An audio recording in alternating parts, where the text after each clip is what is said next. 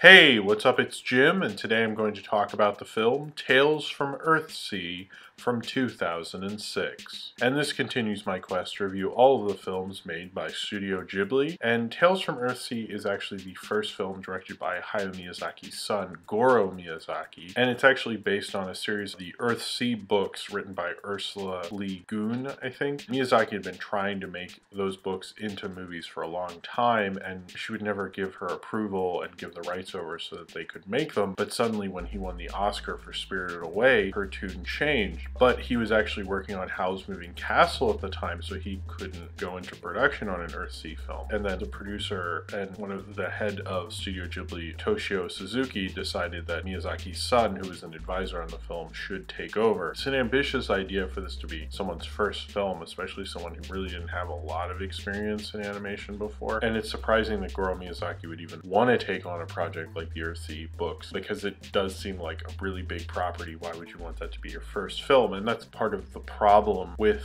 Tales from Earthsea, is it was maybe too big of a project for a first-time director to bring on, and it wound up having the reputation of being the worst film released by Studio Ghibli, or at least for most people. Maybe they pushed somebody out who wasn't as ready as they usually do, even though they had just recently done that with The Cat Returns, although I think that's probably the worst Studio Ghibli movie. I would pick that as the worst Studio Ghibli film over this one. Aaron, after killing his father the king, decides to run away and then meets a wizard called Sparrowhawk who takes him under his wing. They go around and travel together until they come to a town. When Aaron and Sparrowhawk decide to go to the town, they run into various slave traders, and Aaron actually saves a young girl from being captured by slave traders. And they get into a lot of mischief, and Aaron actually gets kidnapped by these slave traders, who he's certainly upset by stealing a slave away from them. And then they go to a farm where he discovers the girl that he saved from the slave traders, and Sparrowhawk's love interest lady there, as well, as they work on the farm and then get in the clutches of Cobb, who's after Sparrowhawk because Sparrowhawk is the Archimag, who's like the head wizard. And there's definitely something going on in the world, as everyone can feel the world is off balance and things are not right in the world of this film, and it's all connected to Cobb, as Cobb has an obsession with trying to take down Sparrowhead and get Aaron as well, and eventually became the Archimag and be able to have eternal life. As you can tell from my terrible description of this movie, it's a very complicated plotline. It's kind of based on 3 books: The Wizard of Earthsea, The Tombs of Aton, and The Farthest Shore, and this is mainly based on The Farthest Shore with pieces from the other books. I don't think this is a bad movie, and I actually think there's a lot of the direction that really works for it, but what holds this back is the storytelling isn't really that clear. It kind of does what a lot of lesser fantasy films do, and something that fantasy TV shows can get away with because they eventually explain themselves. When you just refer to a bunch of fantasy crap and fantasy rules, and I'm just sitting there like, what are these people saying? What are these fucking weird ass words? And you just kind of have to go with it. In like a Game of Thrones, you eventually figure out what that means, but when you're watching a movie, which is usually like 2 hours, and you don't really understand what's exactly going on, it's a lot harder to piece together. And I think Goro Miyazaki doesn't really understand the clear storytelling and have the care for characters that his father has or Takahata has, but Goro does other things very well. His action sequences are really amazingly well directed. I saw From Up on Poppy Hill before I saw this. I actually kind of like this a little more. His action sequences show someone who could really do a great action adventure film. They're different than how his father does them, and they're really kind of different from your average Studio Ghibli film. They're a lot more violent and visceral and scary and thrilling. When you look at Tales from Earthsea, they really came about it in a way that showed someone who could really do a big production animated film. That seems to be like really what he wanted to do with his direction, but he was too much in love with the big production side of it. He wasn't really in love with the characters as much, and that really didn't come through as well as it really should have. Goro Miyazaki didn't want to be an animator. He realized he would never achieve what his father had, and since like very few animation directors ever have achieved anything close to that, I'd say that's pretty realistic. Goro actually went into landscaping, he went into architecture, he did a lot of different things, but then he eventually found his way to directing an animated film, and actually at the same age that Hayao Miyazaki directed his first animated film at 39. But Goro had a harder time of it. Hayao Miyazaki really resented that he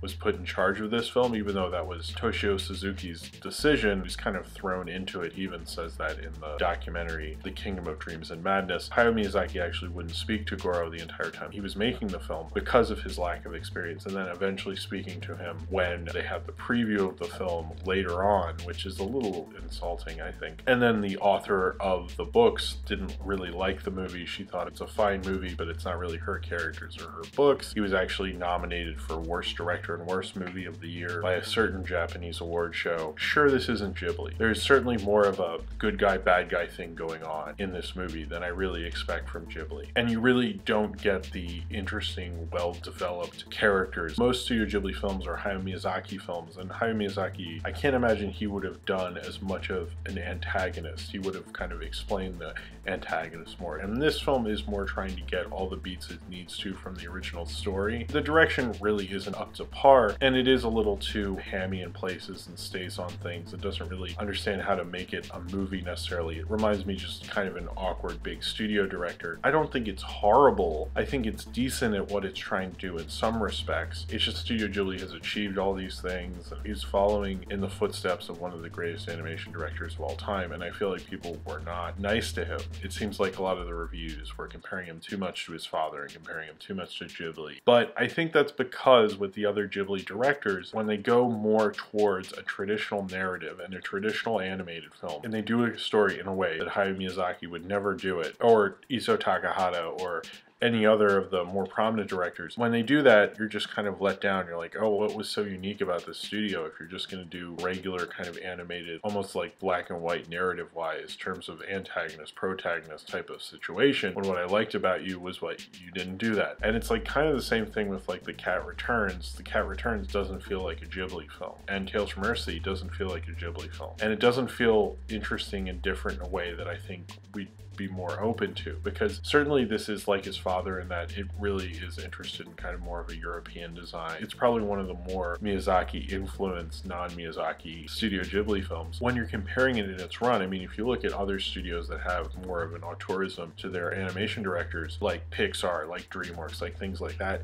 you're going to compare it to the other ones. And regardless if John Lasseter's kid makes a movie or Brad Bird's kid or whatever, you're comparing it to the rest of that studio. And since most of Studio Ghibli is Hayao Miyazaki and Takahata, that's who you're getting compared to. That's kind of the interesting thing about Studio Ghibli. It's really like two guys and then a few others scattered throughout. And I think Goro has to live up to the shadow of his father. And he was really right. He didn't really want to try to live up to that because he never will. And in The Kingdom of Dreams and Madness, he seems kind of fed up with it. Like he doesn't want to do another film. He doesn't want to keep doing this. And I kind of get it. I don't think it was a horribly directed film. It wasn't paced very well. It was way too long. There are absolutely problems with it. This is certainly not up there, but I kind of feel a little bad for him because I think he showed promise, and I think From Up on Poppy Hill was probably like not the right direction to go in. I think he should do more of a simpler, more compact action film. I think he'd actually be really good at it. It's probably not fun making a movie and then having everyone compare it to your legendary father. I feel for him, but I also understand the criticism, especially as someone who's reviewing all the Ghibli films. I'm going to compare it to other Ghibli films, but of course, you know, a lot of those are his father and his father's best friend, and that's gotta suck. And I guess we could probably read into the fact that lead character just kind of kills his dad in the beginning and then doesn't really know why he did it. He just kind of did it to do it, and that's it. I don't know if in the Earthsea books they explain that more. Apparently it's named after a book that none of the material of the movie comes from. Overall, it was kind of a bad idea to probably have him do this, and I think it's kind of a bad idea for a first feature. It seems like one of those things like when they had, you know, a first-time director do Maleficent or Snow White and the Huntsman, and it did feel like kind of an 80s fantasy kind of vibe to it. When I was really into like things like Willow and a bunch of fantasy 80s films I used to watch on the Sci-Fi Channel, I would probably really like this movie, and I think it falls in line with that. But those aren't like really well-made films. It wasn't until Peter Jackson came in and then we started seeing like really well-made fantasy films. And this reflects the dodgy quality to those films, the wooden storytelling, the idea of not really caring so much about what the audience understands, caring kind of about the fans but not really. This film just